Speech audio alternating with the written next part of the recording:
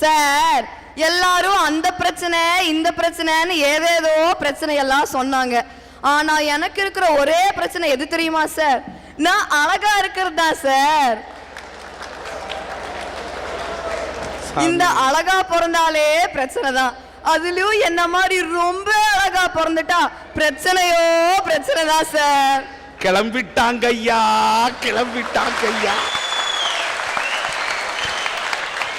நீ அழகுன்னு சொல்றது தப்பு இல்ல, ஆனா என்ன வச்சுட்டு நீ ரொம்ப ரொம்ப அழகுன்னு சொல்ற பாத்தியா, அதாயா தப்பு. பேசிக்கா நான் ஸ்கூலுக்கு சைக்கிள்ல தான் சார் போவேன். இப்படிதான் ஒரு நாள் நான் சைக்கிள்ல போயிட்டு இருந்தப்போ எதிர்த்தாப்புல என் தமிழ் சாரை பார்த்தேன். சரி மரியாதை கொடுக்கலாமேன்னு சைக்கிளை விட்டு இறங்கி தள்ளிட்டு போனேன் சார். சைக்கிள எங்கிருந்தோ 4 பசங்க ஓடி வந்தாங்க. ஒருத்தன் ஃப்ரண்ட் வீல கழட்டுறான், ஒருத்தன் பேக் வீல கழட்டுறான். டே என்னடா நடக்குது இங்கன்னு கேட்டா, பஞ்சர் தானே அதானே தள்ளிட்டு போறீங்க, இது 2 நிமிஷத்துல ரெடி பண்ணி கொடுத்துறேன்னு சொல்றாங்க சார். நானும் எங்க சாருக்காக தான் இறங்கி தள்ளுனேன்னு சொல்லி சமாளிக்கிறதுக்குள்ள போதும் போதும்னு ஆயிடுச்சு சார். இதெல்லாம் எதனால சார்? நான் அழகா இருக்கேன்றனால தானே. திரும்ப திரும்ப பேசுற நீ, என்ன மாதிரி ஒரு அழகி இருக்கிறத மறந்துட்டு திரும்ப திரும்ப பேசுற நீ. சில உண்மைகள் எப்பவுமே கசக்கத்தான் செய்யும்.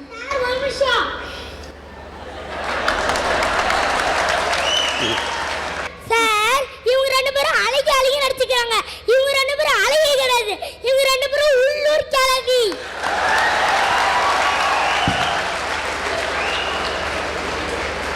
சரி சைக்கிள்ல போனாதான் இவ்வளவு பிரச்சனைன்னு எங்க அப்பாட்ட கேட்டு ஒரு லேடிஸ் பைக் வாங்கி அதுல போக ஆரம்பிச்சேன் சார்.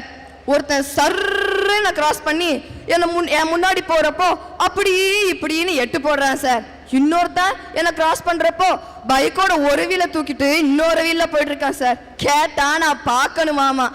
சர்க்கஸ்ல பண்ண வேண்டிய சாகஸ்தி எல்லாம் ஏன் முன்னாடி பண்ணிட்டு இருக்காங்க. வெளியேதான் இவ்வளவு பிரச்சனைன்னு சொல்லி நான் ஸ்கூலுக்கு போனா அங்க அதை விட கொடுமையா இருக்கும் சார்.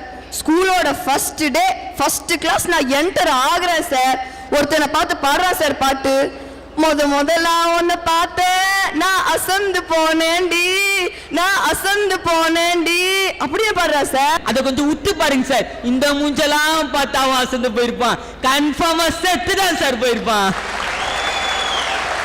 2 அழகி பிரச்சனை நடக்கிறப்போ இந்த கருவாப்பைய எதுக்கு சார் எந்திரிச்சு கத்திட்டு இருக்கா? உனக்கு தேவையா? அது அப்படி பாடி இருக்க மாட்டாங்க, இப்படிதான் சார் பாடி இருப்பாங்க. அடியா அவள உதடா இவள வெட்டா அவள குதுடா இவள 2 பேரும் தேவையே இல்ல. அட்ரா அவள குத்ரா இவள, முதல்ல இவன் கழுத்துல போடுற ஒரு டவலை. இந்த எதிர்காலம் எப்படி போகுமோங்கிறத என்னோட கவலை. சரி அதை விடுங்க சார். எங்க சாரு கிளாஸ் எல்லாம் எடுத்து முடிச்சுட்டு டே ஏதாச்சும் டவுட் இருந்தா படிக்கிற ஸ்டூடெண்ட்ஸா பார்த்து கிளியர் பண்ணுங்கன்னு சொல்லிட்டு போயிடுவார் சார். நான் வேற படிக்கிற பிள்ளையா, இதுல அழகா வேற இருக்கேனா, டவுட் கேட்கிறேன்ற பேர்ல மொக்கைய போட ஒரு பெரிய கூட்டமே அலையும் சார். ஒருத்தன் வந்து கேட்பான், இந்த ஃபார்முலா எனக்கு புரியவே இல்லைன்னு சொல்லி நோட்டை வாங்கிட்டு போயிடுவான். இன்னொருத்தன் எனக்கு கெமிஸ்ட்ரியே ஒர்க் அவுட் ஆகலன்னு சொல்லி கெமிஸ்ட்ரி புக்கை வாங்கிட்டு போயிடுவான். இன்னொருத்தன் இந்த டயக்ராம் உன் புக்ல மட்டும்தான் இருக்கு, என் புக்ல இல்லைன்னு சொல்லி எல்லா புக்கையும் வாங்கிட்டு போயிடுவான் சார். இதுல இன்னொருத்தன் சரண்யா இந்த ப்ராப்ளமை கொஞ்சம் சால்வ் பண்ண தர முடியுமான்னு கேட்பான் சார். இவங்க ப்ராப்ளமே எனக்கு பெரிய ப்ராப்ளமா இருக்கிறப்போ நான் எப்படி சார் இந்த ப்ராப்ளமை சால்வ் பண்ணுவேன்? இப்படி என்ன படிக்க கூட விடாம டார்ச்சர் பண்ணி ரேஷன் கடையில நிக்கிறத விட ஒரு பெரிய கியூவை என் பின்னாடி வந்து நின்னா என்ன சார் காரணம்? நான் அழகா இருக்கேன்றனால தானே. டேய் நாளைனா கொசு தொல்லை தாங்க முடியலடா, இந்த கொசுல மருந்து அடிச்சு தான்டா கொல்லணும். சரியா, நான் அழகா இருக்கிறது வெளியிலயும் பிரச்சனை ஸ்கூல்லயும் பிரச்சனைனா வீட்டுல கூட பெரிய பிரச்சனை சார். எப்படின்னு கேக்குறீங்களா? எங்க அக்காவை பொண்ணு பார்க்க மாப்பிள்ளை வீட்டுக்காரங்க வந்திருந்தாங்க. மாப்பிள்ளை வீட்டுக்காரங்க வர்ற டைம் எங்க அம்மா வந்து என்ன தெரியுமா சார் சொன்னாங்க? ஏ இங்க ரெடி பண்ற, ஒழுங்க ரூம்குள்ள போ, மாப்பிள்ளை வீட்டுக்காரங்க போற வரைக்கும் நீ ரூம்ல விட்டு வெளியே வரக்கூடாதுன்றாங்க சார். நானும் ஏம்மா அக்காவுக்கு நான் ஒரு நல்ல மாப்பிள்ளையா செலக்ட் பண்ண வேணாமான்னு கேட்டா, அடியே வர்றவங்க அக்கா நல்லா இல்ல தங்கச்சி சூப்பரா இருக்குன்னு ஒன்ன கேட்டா நான் எங்கடி போவேன்னு கேட்டுட்டு என்ன ரூம்குள்ளேயே பூட்டி வச்சுட்டாங்க சார். இந்த சைடு கேப்ல எங்க அக்காவுக்கு ஒரு மொக்க மாப்பிள்ளையே செலக்ட் பண்ணி வச்சுட்டாங்க சார். இப்படி எங்க அக்காவுக்கு ஒரு நல்ல மாப்பிள்ளை கூட செலக்ட் பண்ண முடியாம இருக்கிறதுக்கு என்ன சார் காரணம்? நான் அழகா இருக்கேன்றனால தானே சார். நான் அழகா இருக்கிறது எனக்கு மட்டும் பிரச்சனை இல்லை சார், இந்த இளைய சமுதாயத்துக்கே ஒரு பெரிய பிரச்சனை சார். முதல்ல இந்த அரட்டை இறங்கத்துக்கு பெரும் பிரச்சனை ஆயிடும் போல இருக்க. நீ எவ்வளவு தூரம் தாங்க நான் அழகா இருக்கேன்னு சொல்லிக்கிட்டே இருப்ப சார். கிளாஸ்ல என் பின்னாடி ஒரு 7-8 பசங்க சுத்திட்டு இருந்தாங்க சார். இப்ப அவங்க மென்டல் ஹாஸ்பிட்டல் இருக்காங்க சார். அதுக்கு நானா சார் காரணம்? அவன் பின்னாடி சுத்துறவன் மென்டல் ஆகாம பின்ன கலெக்டர் ஆபீஸ்ல போய் கலெக்டராவாயா உட்கார்ந்திருப்பான். அழகா இருக்கிற யாரும் தான் தான் அழகுன்னு இவங்கள மாதிரி பீத்திக்க மாட்டாங்க ஐயா. அழகா இருக்கிறேன்னா எவ்வளோ அமைதியா உட்காந்துருக்கேன், அப்ப நான் தானே அழகு.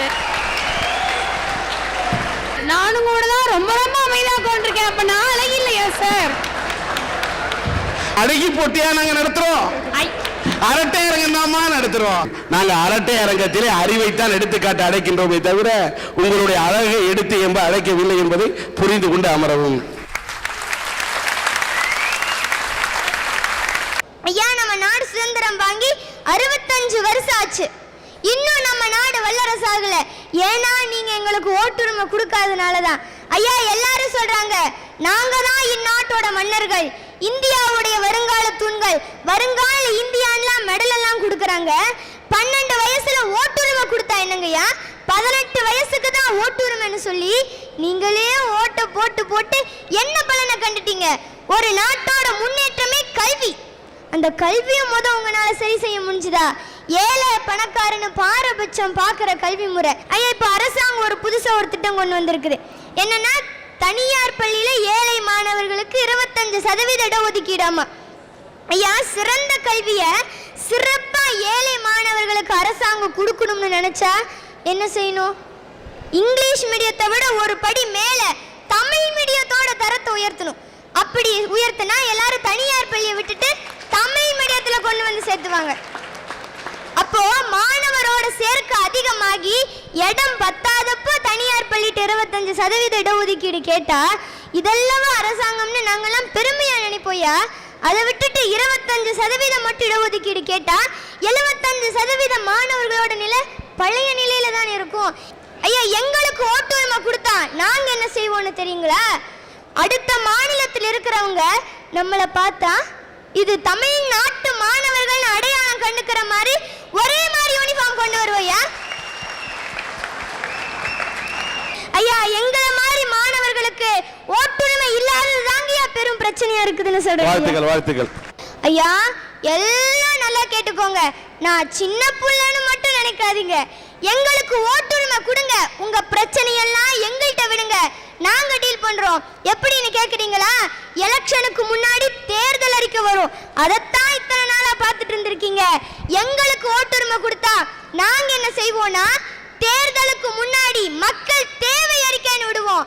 அவங்க நாங்க இதெல்லாம் செய்யறோம்னு சட்டமும் திட்டமும் போட்ட பின்னாடி தான் எங்கள்கிட்ட இருந்து ஓட்டே வாங்க முடியும். இந்த பெட்ரோல் டீசல் விலை இந்த 4 வருஷத்துல டபுள் மடங்கு உயர்ந்துருச்சு. ஐயா, முன்னெல்லாம் ஸ்கூலுக்கு லீவ் விட்டா எங்க அப்பா ஊட்டி கொடைக்கானலும் கூட்டிட்டு போயிட்டு இருந்தாரு. இப்ப கூட்டிட்டு போங்கன்னு சொன்னா பஸ்ல போற அளவுக்கு எங்கிட்ட வசதி இல்லைன்னு சொல்றாருயா. இப்பெல்லாம் யாரு பணக்காரன் தெரியுமா? ஃளைட்ல போறவன் இல்ல, கப்பல்ல போறவன் இல்ல, கார்ல போறவன் இல்ல, கவர்மெண்ட் பஸ்ல போறவன் தாயா பணக்காரன். கார்ல போறவன் பஸ்ல போறவனை பார்த்து சொல்றான், டேய் நீ பணக்காரன்டா, பஸ்ல எல்லாம் போறடா, நீ தான்டா பணக்காரன், நான் இல்லடா சொல்றான் சார். அரசாங்கத்தோட வருமானத்து பிறகு எத்தனையோ வழி இருக்குது. அது எனக்கு தெரிஞ்ச வழியை சொல்றியா? இன்னைக்கெல்லாம் 2 வீலர் இல்லாத வீடே இல்லைன்னு சொல்ற அளவுக்கு எல்லாரும் வச்சிருக்காங்க. போலீஸ் பிடிக்கிறப்போ வண்டிக்கு இன்சூரன்ஸ் இருக்கா, லைசன்ஸ் இருக்கான்னு தான் கேட்குறாங்க. ஓட்டிட்டு போறவங்களுக்கு லைஃப் இன்சூரன்ஸ் இருக்குதான்னு எந்த போலீஸும் கேட்கறது இல்லைங்கய்யா. கேட்கணும், அரசாங்க சட்டம் கொண்டு வரணும். ஓட்டிட்டு போறவங்களுக்கு லைஃப் இன்சூரன்ஸ் இருந்தாதான் லைசன்ஸ் கொடுப்போம். அப்படி சொன்னா மக்களோட சேமிப்பு அதிகமாகவும் அரசாங்கத்தோட வருமானமும் பெருகும் இல்லைங்க. எங்களுக்கு ஓட்டுரிமை கொடுத்தா நாங்க செய்வோம். எங்களுக்கு ஓட்டுரிமை இல்ல, இல்லாதது தாங்கயா பெரும் பிரச்சனையா இருக்குது. எனக்கு இருக்கிற பிரச்சனையிலேயே பெரிய பிரச்சனை அட்வைஸ்ங்கிற பேர்ல ஆளுக்கு எங்க கழுத்தா இருக்கிறது தான் சார். சார் எங்களை படைச்ச கடவுள் மேல நாங்க ரொம்ப கோவமா இருக்கோம். இந்த காது ரெண்டையும் ஓப்பனா படைச்சிட்டான் சார். வர்றவன் போறவன் எல்லாம் குப்பையா போடுற மாதிரி அட்வைஸ போட்டு போயிடுறான் சார். இதெல்லாம் இந்த காது கேட்காதுங்கிறத விட தாங்காது சார். சார் நீங்களே சொல்லுங்க, இந்த உலகத்துல ஃப்ரீயா கிடைக்கிற ஒண்ணே ஒண்ணு இந்த அட்வைஸ் தான். ஃப்ரீயா கிடைச்சா ஃபெனாயில கூட குடிக்கலாம் சார். ஆனா இந்த அட்வைஸ் முடியல. அதனால தான் எங்களை மாதிரி யங்ஸ்டர்ஸ்க்கெல்லாம் இங்கிலீஷ்ல பிடிக்காத ஒரே வார்த்தை அட்வைஸ். வீட்டுல காலையில லேட்டா எந்திரிச்சிட்டோன்னு வச்சுக்கோங்களேன், எங்க அம்மா ஆரம்பிப்பாங்க, பக்கத்து வீட்டு பொண்ணை பேர் ஒன்னை விட சின்னவ 4 மணிக்கெல்லாம் எந்திரிச்சு படிக்க ஆரம்பிக்கிறா, நீயும் தான் இருக்கியே இழுத்து போத்தி படுத்து தூங்குறேன்னு ஒரு அட்வைஸ் ஆரம்பிச்சாங்கன்னா அடுத்த நாள் காலையில வரைக்கும் அதை கண்டினியூ பண்ணிக்கிட்டே இருப்பாங்க. சரி லேட்டா எந்திரிச்சாதான் அட்வைஸ் பண்றாங்களேன்ட்டு கொஞ்சம் சீக்கிரமா எந்திரிச்சு அப்பதான் கொட்டாயை விட வாயை திறந்திருப்பேன். அதுக்குள்ள ஒரு வாய்ஸ் வரும் பாருங்களேன், காலங்காத்தால எந்திரிச்சுக்கிட்டு கொட்டாயை விட்டுட்டு இருக்க லட்சுமி நம்ம வீட்டுக்கு வருவாளா? காலையில எந்திரிச்சோமா, பல் தேய்ச்சோமா, குளிச்சோமா, 4 பாத்திரத்தை விளக்கினோமா, போய் படிச்சோமான்னு இருக்கணும்னு சொல்லிட்டு இன்னொரு அட்வைஸை வேற கொடுக்குறாங்க சார். இப்படி காலையில எந்திரிச்சாலும் அட்வைஸ், எந்திரிச்சுக்கலைனாலும் அட்வைஸ், வீட்டில் வேலை செஞ்சாலும் அட்வைஸ், செய்யலைனாலும் அட்வைஸ், அங்கே படித்தாலும் அட்வைஸ், படிக்கலைனாலும் அட்வைஸ், எக்ஸாமுக்கு முன்னாடி அட்வைஸ், எக்ஸாம் முடிஞ்சாலும் அட்வைஸ், அதில் பெயிலாக போனாலும் அட்வைஸ், நல்ல மார்க் எடுத்தாலும் அட்வைஸ். இப்படி அட்வைஸ்லேயே எங்கள் பாதி வாழ்க்கை வீணாக போயிடுது சார். அதனால தான் சார் சொல்கிறேன், எங்களுக்கு இருக்கிற பிரச்சனையிலே பெரிய பிரச்சனை இந்த அட்வைஸ் பண்ணி கொள்றது தான் சார். இந்த எக்ஸாமுக்கு போறதுக்கு முன்னாடி எங்க தாய்மார்கள்லாம் ரொம்ப நல்லா ஒரு அட்வைஸ் பண்ணுவாங்க. என்ன தெரியுமா சார்? நல்லா பார்த்து எழுதிட்டு வாமா, பார்த்து எழுதிட்டு வா அப்படின்னு ஒரு அட்வைஸை கொடுப்பாங்க. நாங்களும் ஸ்கூல்ல போய் பார்த்து எழுத ட்ரை பண்ணா விட்டுருவாங்களா? இப்படி என்னத்தான் அட்வைஸ் பண்றோன்னே தெரியாம என்னென்னமோலாம் அட்வைஸ் பண்ணிட்டு இருக்காங்க சார். சார் எங்க பிலாசபியே இவங்க புரிஞ்சுக்கிறது இல்ல. எதை நீங்க செய்யன்னு சொல்றீங்களோ அதை நாங்க செய்யவே மாட்டோம், எதை நீங்க செய்யாதேன்னு சொல்றீங்களோ அதை நாங்க அடுத்த நிமிஷமே செஞ்சு முடிச்சிருவோம். அதனால படின்னு அட்வைஸ் பண்றதை விட்டுட்டு நெக்ஸ்ட் வீக் எக்ஸாம், படிச்சா படி, படிக்காட்டிப்போ, ஃப்ரீ அட்வைஸ் அப்படின்னு கொடுத்து பாருங்களே, நெக்ஸ்ட் நிமிஷமே புக்கும் கையுமா அலைவோங்கிற. அட்வைஸ் பண்ணியே இந்த அக்கா இந்த லட்சணம் இருக்கு. அட்வைஸ் பண்ணலனா ஐயோ தாங்காதுடா சாமி. நான் 11th முடிச்சு அந்த எக்ஸாம் இருக்கு தெரியுமா, அந்த எக்ஸாம் முடிஞ்ச அடுத்த நாளே எங்க மாமா எங்க வீட்டுக்கு ஒரு என்ட்ரியை போட்டார். என்ட்ரியை போட்டவர் வந்தோமா துண்ணோமா போனோமான்ட்டு இல்லாம என்னை கூப்பிட்டு உட்கார வச்சு 3 நாள் மூச்சு திணற அட்வைஸ் பண்ணார். இதை கேட்டு நான் மயக்கம் போட்டு கூட விழுந்துட்டேன். ஆனா அவர் அப்பையும் என்ன விடல.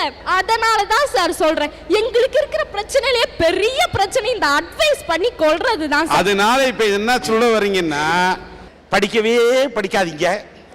ஒரு நாளைக்கு 4 ஷோ படம் ஓடுதுன்னா ஒரு 3 ஷோ பாருங்க. அட்வைஸே வேணான்னு சொன்னீங்கன்னா இப்படி என்ன வீணா போங்கன்னா சொல்ல முடியும்? முன்னெல்லாம் எங்களுடைய காலத்துல அப்பா அம்மாவை பார்த்து தான் பிள்ளைங்கெல்லாம் பயப்படுது. இன்னைக்கு பிள்ளைங்களை பார்த்து அப்பா அம்மா பயப்படுறாங்க. இதான் உண்மை சார். கடைசியா ஒண்ணு சொல்லி முடிச்சுக்கிறேன். அதிகமா அட்வைஸ் பண்றவனும் அதிகமா அட்வைஸ் கேட்கறவனும் நல்லா வாழ்ந்ததா சரித்திரமே இல்லை.